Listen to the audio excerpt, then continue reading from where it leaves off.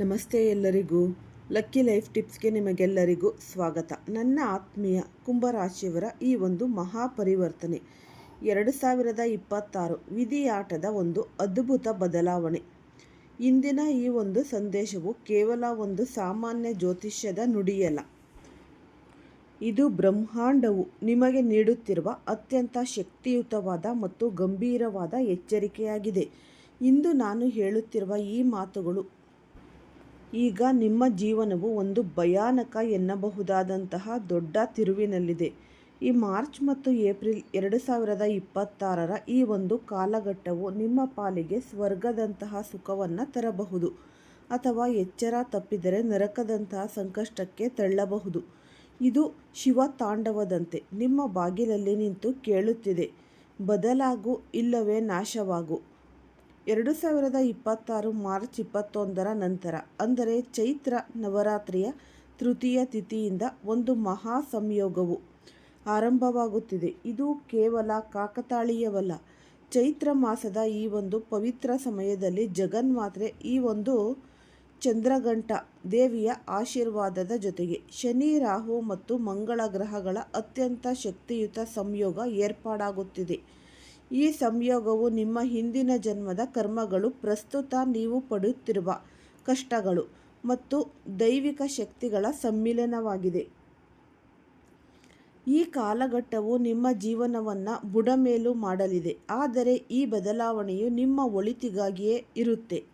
ಈ ಮಹಾಯೋಗದ ಪ್ರಭಾವದಿಂದಾಗಿ ನಿಮ್ಮ ಜೀವನದ ಪ್ರತಿಯೊಂದು ದಿಕ್ಕಿನಲ್ಲೂ ಅದ್ಭುತ ಬದಲಾವಣೆಗಳು ಬರಲಿವೆ.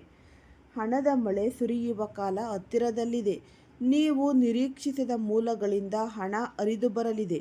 ಉದ್ಯೋಗದಲ್ಲಿ ಅಥವಾ ವ್ಯವಹಾರದಲ್ಲಿ ಅದೆಷ್ಟು ವೇಗದ ಪ್ರಗತಿ ಕಾಣ್ತೀರಾ ಎಂದರೆ ನಿಮ್ಮ ಸುತ್ತಮುತ್ತಲಿನ ಜನರು ಆಶ್ಚರ್ಯಚಕಿತರಾಗ್ತಾರೆ. ಶಿಕ್ಷಣ ಕ್ಷೇತ್ರದಲ್ಲಿ ಜ್ಞಾನದ ಹೊಸ ಬಾಗಿಲುಗಳು ತೆರೆಯಲಿವೆ ಮತ್ತು ಯಶಸ್ಸು ನಿಮ್ಮ ಪಾದದಡಿಯಲ್ಲಿ ಇರುತ್ತೆ. ಸಮಾಜದಲ್ಲಿ ನಿಮ್ಮ ಗೌರವ ಹೆಚ್ಚಲಿದೆ. ಜನರು ನಿಮ್ಮನ್ನು ಮರ್ಯಾದೆಯಿಂದ ಕಾಣ್ತಾರೆ. ಕುಟುಂಬದಲ್ಲಿ ನೆಮ್ಮದಿಯ ವಾತಾವರಣ ನಿರ್ಮಾಣವಾಗಿ ಸಂತೋಷದ ಹೊಳೆಯೇ ಹರಿಯಲಿದೆ. ವಾಹನ, ಯೋಗ, ಪದೋನ್ನತಿ ಮತ್ತು ಆರೋಗ್ಯದ ಸುಧಾರಣೆಯು ಈ ಒಂದು ಮಾರ್ಚ್ ಏಪ್ರಿಲ್ ಅವಧಿಯಲ್ಲಿ ನಿಮ್ಮನ್ನು ಹುಡುಕಿಕೊಂಡು ಬರಲಿದೆ. ನಿಮ್ಮ ವರ್ಷಗಳ ಹಳೆಯ ಒಂದು ಸಂಘರ್ಷ, ಈ ಬಡತನ, ಪ್ರೀತಿ ಪಾತ್ರರಿಂದ ಅನುಭವಿಸಿದ ವಂಚನೆ ಮತ್ತು ಮಾನಸಿಕ ನೋವುಗಳು ಈಗ ಅಂತ್ಯಗೊಳ್ಳಲಿವೆ. ಕಳೆದ ಕೆಲವು ದಿನಗಳಿಂದ ನಿಮ್ಮ ಮನಸ್ಸಿನಲ್ಲಿ ಕಾರಣವಿಲ್ಲದ ಆತಂಕ, ಭಯ ಅಥವಾ ಶೂನ್ಯತೆ ಕಾಡುತ್ತಿದ್ದರೆ ಇದು ಕೇವಲ ಆಕಸ್ಮಿಕವಲ್ಲ. ಅದು ನಿಮ್ಮ ಒಳಗಿನ ಅಗ್ನಿತತ್ವ ಮತ್ತು ಜಲತತ್ವಗಳ ನಡುವಿನ ಹೋರಾಟವಾಗಿದೆ. ಈ ಸಂಕೇತವನ್ನು ಅರ್ಥ ಮಾಡಿಕೊಂಡು ನೀವು ಸರಿಯಾಗಿ ನಡೆದರೆ ಬ್ರಹ್ಮಾಂಡವು ನಿಮ್ಮ ಹಾದಿಯಲ್ಲೇ ಹೂವುಗಳನ್ನು ಹಾಸಲಿದೆ. ಒಂದು ವೇಳೆ ಈ ಎಚ್ಚರಿಕೆಯನ್ನು ನಿರ್ಲಕ್ಷಿಸಿದರೆ ನಿಮ್ಮ ಕೈಗೆ ಬಂದ ತುತ್ತು ಬಾಯಿಗೆ ಬಾರದಂತೆ ಹೋಗಬಹುದು. ಈ ಸಮಯದಲ್ಲಿ ಮುಖ್ಯವಾಗಿ 3 ರೀತಿಯ ವ್ಯಕ್ತಿಗಳು ಅತ್ಯಂತ ಜಾಗರೂಕರಾಗಿ ಇರಬೇಕು. ಯಾರು ಯೋಚಿಸದೆ ಬೇರೆಯವರನ್ನು ಅತಿಯಾಗಿ ನಂಬುತ್ತಾರೋ ಮತ್ತು ತಮ್ಮ ಜೀವನದ ಚುಕ್ಕಾಣಿಯನ್ನು ಪರರ ಕೈಗೆ ನೀಡುತ್ತಾರೋ ಅವರು ಸಂಕಷ್ಟಕ್ಕೆ ಸಿಲುಕಬಹುದು. ಯಾರು ನೀರಿನ ಸಂಬಂಧಿತ ಕೆಲಸಗಳಲ್ಲಿ ತೊಡಗಿದ್ದಾರೋ ಅಥವಾ ಈ ಒಂದು ದೈನಂದಿನ ಜೀವನದಲ್ಲಿ ನೀರಿನ ಅತಿಯಾದ ಬಳಕೆಯನ್ನು ನಿರ್ಲಕ್ಷಿಸುತ್ತಾರೋ ಅವರು ಎಚ್ಚರದಿಂದ ಇರಬೇಕು. ಯಾರು ಕಳೆದ ಕೆಲವು ದಿನಗಳಿಂದ ಭಗವಂತನ ಮೇಲೆ ಕೋಪಗೊಂಡಿದ್ದಾರೋ ಅಥವಾ ದೈವ ಭಕ್ತಿಯಲ್ಲಿ ನಂಬಿಕೆ ಕಳೆದುಕೊಳ್ಳಿದ್ದಾರೋ ಅವರು ಕೂಡ ಜಾಗರೂಕರಾಗಿ ಇರಲೇಬೇಕು. ಈ ಮಾರ್ಚ್ 2026 ಅಂತ್ಯದ ವೇಳೆಗೆ ನಿಮ್ಮ ಜೀವನದಲ್ಲಿ ನೀವು ಎಂದೂ ಕಲ್ಪಿಸಿಕೊಳ್ಳದಂತಹ ಒಂದು ಭೀಕರ ತಿರುವು ಬರಲಿದೆ. ಕತ್ತಲ ಸುರಂಗದ ನಂತರ ಸೂರ್ಯನ ಬೆಳಕು ಕಂಡಂತೆ ನಿಮ್ಮ ಜೀವನ ರಾತ್ರೋರಾತ್ರಿ ಬದಲಾಗಲಿದೆ. ದೀರ್ಘಕಾಲದಿಂದ ಬ್ಯಾಂಕ್ನಲ್ಲಿ ಸಿಕ್ಕಿಬಿದ್ದಿದ್ದ ಹಣ ಅಥವಾ ಯಾರೋ ಕೊಡಬೇಕಾಗಿದ್ದ ಸಾಲದ ಹಣ ಇದ್ದಕ್ಕಿದ್ದಂತೆ ವಾಪಸ್ ಬರಲಿದೆ. ನಿಮ್ಮ ಹಳೆಯ ಆರೋಗ್ಯದ ಸಮಸ್ಯೆಗಳು ಅಥವಾ ಕೌಟುಂಬಿಕ ಕಲಹಗಳು ಶಾಂತವಾಗಲಿವೆ. ಮುರಿದು ಹೋದ ಸಂಬಂಧಗಳು ಮತ್ತೆ ಚಿಗುರಲಿವೆ. ಮುಚ್ಚಿ ಹೋಗಿದ್ದ ಅದೃಷ್ಟದ ಬಾಗಿಲುಗಳು ಈಗ ತೆರೆಯಲಿವೆ. ಬ್ರಹ್ಮಾಂಡದ ಈ ಒಂದು ಅನುಕೂಲಕರ ಸ್ಥಿತಿಯು ಉಲ್ಟಾ ಹೊಡೆಯಬಾರದೆಂದರೆ ನೀವು ಈ 3 ತಪ್ಪುಗಳನ್ನು ಮಾಡಲೇಬಾರದು. ಅನಗತ್ಯ ಜಗಳ, ಸಣ್ಣ ವಿಷಯಕ್ಕೂ ವಾದ ಮಾಡಬೇಡಿ. ಇದು ನಕಾರಾತ್ಮಕ ಶಕ್ತಿಯನ್ನು ಮನೆಗೆ ಆಹ್ವಾನಿಸುತ್ತೆ. ನೀರಿನ ಓಲು ನೀರನ್ನು ವ್ಯರ್ಥ ಮಾಡುವುದು ನಿಮ್ಮ ಹಳೆಯ ಕರ್ಮಗಳ ಹೊರೆಯನ್ನು ಹೆಚ್ಚಿಸುತ್ತೆ. ಹಸಿದವನಿಗೆ ಒಂದು ನಿರಾಕರಣೆ. ನಿಮ್ಮ ಬಾಗಿಲಿಗೆ ಬಂದ ಹಸಿದ ವ್ಯಕ್ತಿಗೆ ಆಹಾರ ನೀಡದೆ ಕಳುಹಿಸಬೇಡಿ. ಈ ದಯಾಭಾವ ಕಡಿಮೆಯಾದರೆ ಅದೃಷ್ಟದ ರೇಖೆಗಳೇ ಅಳಿಸಿ ಹೋಗಬಹುದು. ಕಳೆದ ಹಲವಾರು ವರ್ಷಗಳಿಂದ ನೀವು ರಕ್ತ ಮಾಂಸಗಳನ್ನು ಒಂದಾಗಿಸಿ ದುಡಿದಿದ್ದೀರಿ. ಎಷ್ಟೋ ರಾತ್ರಿಗಳು ನಿದ್ದೆಯಿಲ್ಲದೆ ಕಳೆದಿದ್ದೀರಿ. ಪ್ರೀತಿ ಪಾತ್ರರಿಂದಲೇ ಈ ಧೋಖಾ ಅನುಭವಿಸಿ ಒಂಟಿಯಾಗಿದ್ದೀರಿ. ಆದರೆ ಈಗ ಆ ಎಲ್ಲ ತ್ಯಾಗಗಳಿಗೆ ಪ್ರತಿಫಲ ಸಿಗುವ ಕಾಲ ಬಂದಿದೆ. ಶನಿ, ರಾಹು ಮತ್ತು ಚಂದ್ರನ ಈ ಒಂದು ಸಂಯೋಗವು ಈಗ ನಿಮ್ಮ ಪರೀಕ್ಷೆಯನ್ನು ತೆಗೆದುಕೊಳ್ಳುತ್ತಿದೆ.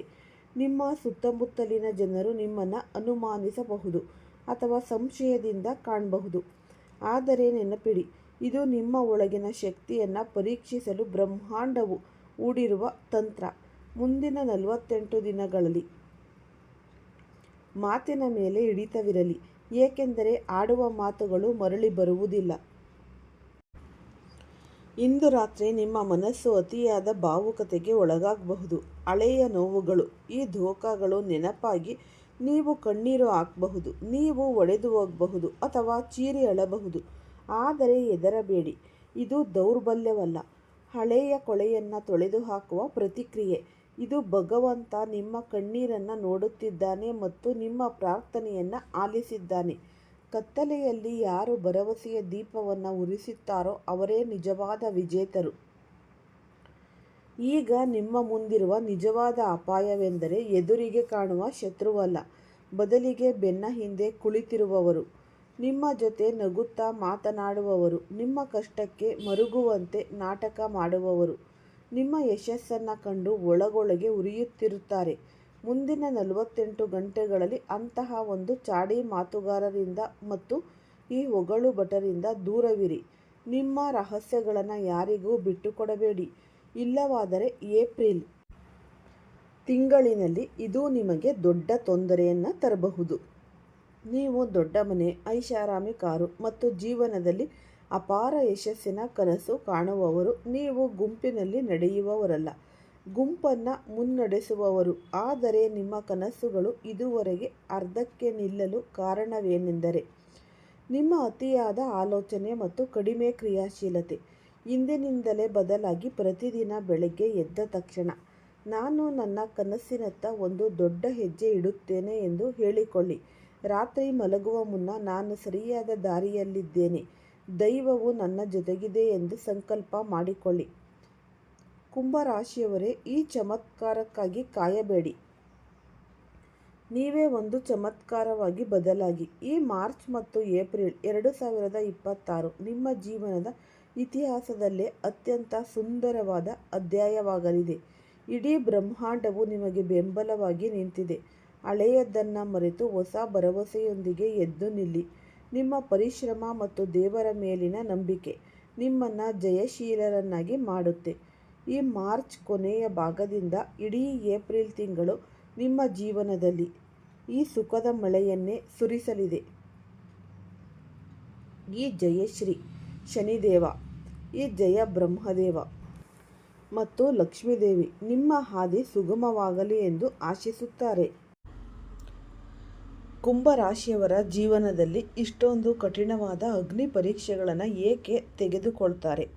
ಇದಕ್ಕೆ ಖಂಡಿತವಾಗಿಯೂ ಕೆಲವು ವಿಶೇಷ ಕಾರಣಗಳಿವೆ. ಇದು ಕೇವಲ ಸಾಮಾನ್ಯ ಸವಾಲಲ್ಲ, ಭಗವಂತನ ಆಲೋಚನೆ. ಏನೆಂದರೆ, ಇಂದು ನಾವು ಎಷ್ಟೇ ಕಷ್ಟಪಟ್ಟರೂ ನಾಳೆ ನೀವು ಯಶಸ್ಸಿನ ಶಿಖರವನ್ನು ಏರಿದಾಗ ಆ ಹಳೆಯ ದಿನಗಳು ನಿಮಗೆ ನೆನಪಾಗಬೇಕು.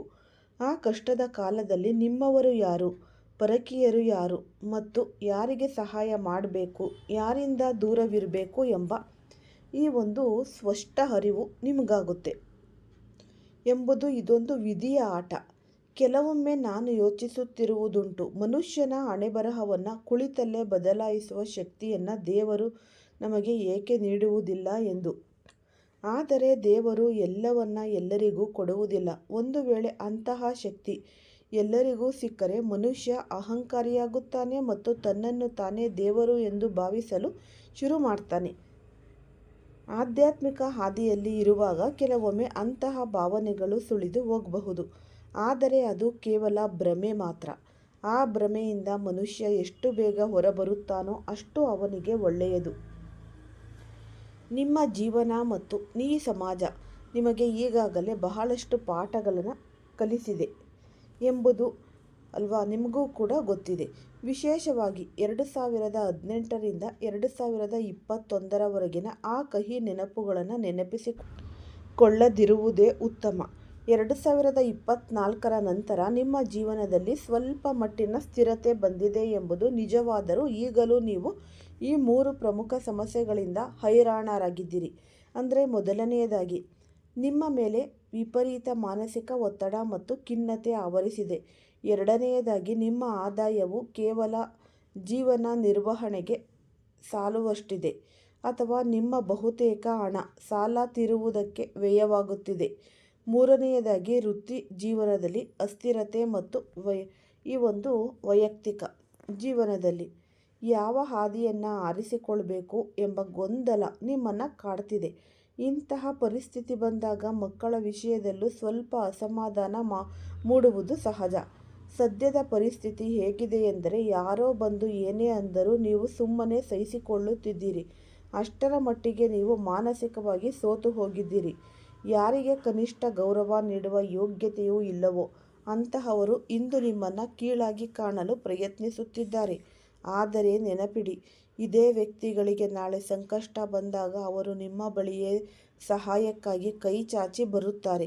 ಮನುಷ್ಯನಿಗೆ ದುಃಖ ಬಂದಾಗ ಅವನು ಮತ್ತಷ್ಟು ಗಟ್ಟಿಯಾಗುತ್ತಾನೆ. ನಿಮ್ಮನ್ನು ಕೀಳಾಗಿ ಕಾಣುವವರು ವಾಸ್ತವದಲ್ಲಿ ನಿಮಗೆ ಒಂದು ಹೊಸ ಪಾಠ ಕಲಿಸುತ್ತಿದ್ದಾರೆ. ಅದೇನೆಂದರೆ, ಅದು ಜೀವನದಲ್ಲಿ ಇನ್ನೂ ದೊಡ್ಡದನ್ನು ಸಾಧಿಸಬೇಕಿದೆ ಎಂಬುದು. ಈಗ ಅಸಲಿ ವಿಷಯಕ್ಕೆ ನಾವು ಬರೋಣ. ನಿಮ್ಮ ಜೀವನದ 4 ದಿಕ್ಕುಗಳು ಈಗ ತೆರೆದುಕೊಳ್ಳಲಿವೆ. ಅಂದರೆ ಸಕಲ ದಿಕ್ಕುಗಳಿಂದಲೂ ಯಶಸ್ಸು ನಿಮ್ಮನ್ನು ಹುಡುಕಿಕೊಂಡು ಬರಲಿದೆ. ಗ್ರಹಗತಿಗಳಲ್ಲಿ ಈಗ ದೊಡ್ಡ ಬದಲಾವಣೆಯಾಗುತ್ತಿದೆ. ನಿಮ್ಮ ಜಾತಕದಲ್ಲಿ ಆದಾಯ ಮತ್ತು ಸಂಪತ್ತಿನ ಅಧಿಪತಿಯಾದ ದೇವಗುರು ಬೃಹಸ್ಪತಿಯು ಮಾರ್ಚ್ 11ರಿಂದ ಜೂನ್ 2ರ ನಡುವಿನ ಮಿಥುನ ರಾಶಿಯಲ್ಲಿ ಮಾರ್ಗಿ ಚಲನೆಯನ್ನು ಆರಂಭಿಸುತ್ತಿದ್ದಾನೆ. ಇದು ನಿಮ್ಮ ಜೀವನದಲ್ಲಿ ನೀವು ಊಹಿಸದಂತಹ ಬದಲಾವಣೆಗಳನ್ನು ತರುತ್ತೆ. ಸಾಮಾನ್ಯವಾಗಿ ಜ್ಯೋತಿಷ್ಯದಲ್ಲಿ 5ನೇ ಮನೆಯನ್ನು ಬುದ್ಧಿ, ಶಿಕ್ಷಣ ಮತ್ತು ಸಂತಾನಕ್ಕೆ ಸಂಬಂಧಿಸಿದ್ದು ಎನ್ನಲಾಗುತ್ತೆ. ಆದರೆ ಗುರುವು ಈ ಸ್ಥಾನದಲ್ಲಿ ಮಾರ್ಗಿಯಾದಾಗ ಕೇವಲ ಬುದ್ಧಿ ಚುರುಕಾಗುವುದು ಮಾತ್ರವಲ್ಲ, ನಿಮ್ಮ ಕೆಲಸವನ್ನು ಸಾಧಿಸಿಕೊಳ್ಳಲು ನೀವು ಎಂತಹ ಚಾಣಾಕ್ಷತನವನ್ನು ಬಳಸಬೇಕು ಎಂಬುದು ನಿಮಗೆ ತಿಳಿಯಲಿದೆ. ಜೀವನದಲ್ಲಿ ಯಾವುದನ್ನು ಮಾಡಬೇಕು, ಹೇಗೆ ಮಾಡಬೇಕು ಮತ್ತು ಯಾವಾಗ ಮಾಡಬೇಕು ಎಂಬ ಈ 3 ಪ್ರಶ್ನೆಗಳಿಗೆ ನಿಮಗೆ ಉತ್ತರ ಸಿಗಲಿದೆ. ಗುರುಗ್ರಹದ ಈ ಒಂದು ಬದಲಾವಣೆಯಿಂದ ನಿಮ್ಮಲ್ಲಿನ ಖಿನ್ನತೆ ದೂರವಾಗಿ ಮನಸ್ಸು ಶಾಂತವಾಗುತ್ತೆ. ಮಾತನಾಡುವ ಶೈಲಿಯಲ್ಲಿ ವಿಪರೀತ ಚತುರತೆ ಬರಲಿದೆ. ನೀವು ನಿಮ್ಮ ಜೀವನದ ಬಗ್ಗೆ ನೀವೇ ನಿರ್ಧಾರ ತೆಗೆದುಕೊಳ್ಳುವಷ್ಟು ಸಮರ್ಥರಾಗುತ್ತೀರಿ. ಇದುವರೆಗೂ ನಿಮ್ಮ ಜೀವನದ ನಿರ್ಧಾರಗಳನ್ನು ಬೇರೆಯವರು ತೆಗೆದುಕೊಳ್ಳುತ್ತಿದ್ದರು ಅಥವಾ ನಿಮ್ಮನ್ನು ನಿಯಂತ್ರಿಸುತ್ತಿದ್ದರು. ಆದರೆ ಈಗ ನೀವು ಯಾರ ಸಲಹೆಯನ್ನು ನಿರ್ಲಕ್ಷಿಸದೆ ಸ್ವತಂತ್ರವಾಗಿ ಮುನ್ನಡೆಯಿರಿ. ಇದು ನಿಮ್ಮ ಅಸ್ತಿತ್ವವನ್ನು ಉಳಿಸಿಕೊಳ್ಳುವ ಹೋರಾಟವಾಗಿದ್ದು, ನಿಮ್ಮ ಬುದ್ಧಿವಂತಿಕೆಯನ್ನು ಈಗ ನೀವು ಸರಿಯಾದ ದಿಕ್ಕಿನಲ್ಲಿ ಬಳಸಲಿದ್ದೀರಿ. ಗುರುವು ಬಲಶಾಲಿಯಾಗುತ್ತಿದ್ದಂತೆ ನಿಮ್ಮ ಸಂಬಳ ಹೆಚ್ಚಾಗುತ್ತೆ ಅಥವಾ ಆದಾಯದ ಹೊಸ ಮೂಲಗಳು ಸೃಷ್ಟಿಯಾಗುತ್ತೆ. ವ್ಯವಹಾರದಲ್ಲಿ ದೊಡ್ಡ ಹೂಡಿಕೆದಾರರೊಂದಿಗೆ ನೀವು ಉತ್ತಮ ಬಾಂಧವ್ಯ ಬೆಳೆಸಿಕೊಳ್ತೀರಿ. ನಿಮ್ಮ ಕುಟುಂಬ ಮತ್ತು ಜೀವನ ಸಂಗಾತಿಯೊಂದಿಗೆ ಸಂಬಂಧ ಸುಧಾರಿಸಲಿದೆ. ಇದುವರೆಗೆ ನಿಮಗೆ ಗೌರವ ನೀಡದವರು ಕೂಡ ಈಗ ನಿಮ್ಮ ಶಕ್ತಿಯನ್ನು ಕಂಡು ಬೆರಗಾಗಲಿದ್ದಾರೆ. ಸಂತಾನ ಭಾಗ್ಯದ ನಿರೀಕ್ಷೆಯಲ್ಲಿ ಇರುವವರಿಗೆ ಇದು ಅತ್ಯಂತ ಶುಭಕಾಲ. ಮಕ್ಕಳೊಂದಿಗೆ ಇದುವರೆಗೆ ಇದ್ದ ಭಿನ್ನಾಭಿಪ್ರಾಯಗಳು ದೂರವಾಗಿ ಇವರು ನಿಮ್ಮನ್ನು ಗೌರವಿಸಲು ಶುರು ಮಾಡ್ತಾರೆ. ನಿಮ್ಮ ಹಳೆಯ ಈ ಒಂದು ಸಂಸ್ಕಾರಗಳ ಬಗ್ಗೆ ನೀವು ಮರುಚಿಂತನೆ ನಡೆಸಲಿದ್ದೀರಿ. ಕೇವಲ ಧರ್ಮ ಸೇವೆ ಮಾಡುತ್ತಾ ಹೋದರೆ ನಾನು ರಸ್ತೆಗೆ ಬರುತ್ತೇನೆ ಎಂಬ ಅರಿವು ನಿಮಗಾಗಲಿದೆ. ಆದ್ದರಿಂದ ಈಗ ನೀವು ಧರ್ಮದ ಜೊತೆಗೆ ಆರ್ಥಿಕ ಪ್ರಗತಿಗೂ ಆದ್ಯತೆ ನೀಡ್ತೀರಾ. ನೀವು ಏನು ಯೋಚಿಸುತ್ತೀರೋ ಅದನ್ನೇ ಮಾಡೋದು ಹೊರತು ಬೇರೆಯವರ ಮಾತಿಗೆ ಬೆಲೆ ಕೊಡೋದೇ ಇಲ್ಲ. ಕನಸಿನ ಲೋಕದಲ್ಲಿ ತೇಲುವುದನ್ನು ಬಿಟ್ಟು ವಾಸ್ತವದ ಭೂಮಿಯ ಮೇಲೆ ನಡೆಯಲು ಕಲಿಯುತ್ತೀರಿ. ಗುರುವಿನ ದೃಷ್ಟಿಯು ನಿಮ್ಮ 9ನೇ ಮನೆಯ ಮೇಲಿರುವುದರಿಂದ ನಿಮ್ಮ ಜೀವನದ ದಿಕ್ಕನ್ನು ನೀವೇ ನಿರ್ಧರಿಸಲಿದ್ದೀರಿ. ಕೆಲಸಕ್ಕೆ ಅಥವಾ ಪ್ರಗತಿಗೆ ಅಡ್ಡಿಯಾಗುವ ಯಾವುದೇ ಭಾವನಾತ್ಮಕ ಸಂಬಂಧಗಳನ್ನು ನೀವು ದೂರವಿಡುತ್ತೀರಿ. ನೀವು ಸಂಬಂಧಗಳನ್ನು ಮತ್ತು ಹಣಕಾಸಿನ ವ್ಯವಹಾರಗಳನ್ನು ಪ್ರತ್ಯೇಕವಾಗಿ ನೋಡಲು ಕಲಿಯುತ್ತೀರಿ. ವಿದೇಶಿ ವ್ಯವಹಾರಗಳಲ್ಲಿ ತೊಡಗಿರುವವರಿಗೆ ಇದ್ದ ಅಡೆತಡೆಗಳು ನಿವಾರಣೆಯಾಗಲಿವೆ. ನ್ಯಾಯಾಲಯದ ಕೇಸುಗಳಿಂದ ಹೊರಬರುವ ಸಾಧ್ಯತೆ ಇದೆ. ಪ್ರೇಮ ವಿವಾಹಕ್ಕೆ ಆಸಕ್ತಿ ಇರುವವರಿಗೆ ಮನೆಯವರ ಬೆಂಬಲ ಸಿಗಬಹುದು. ಉದ್ಯೋಗಕ್ಕಾಗಿ ಸಂದರ್ಶನ ನೀಡುತ್ತಿರುವವರಿಗೆ ಈಗ ಯಶಸ್ಸು ಕಟ್ಟಿಟ್ಟ ಬುತ್ತಿ.